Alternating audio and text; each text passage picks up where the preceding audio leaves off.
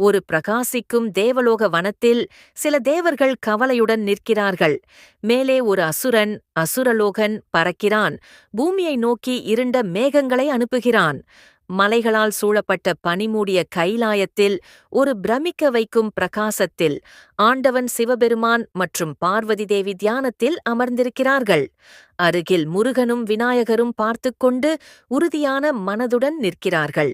விநாயகர் ஒரு பெரிய தாமரையில் நின்று ஒரு கரத்தை ஆசி அளிக்கும் வகையில் உயர்த்தி அமைதியான பார்வையுடன் ஞானத்தின் ஒளிப்பெருக்களை அனுப்புகிறார். அதனால் அசுரன் குழம்பிய நிலையில் தலை சுழற்சி அடைகிறான்.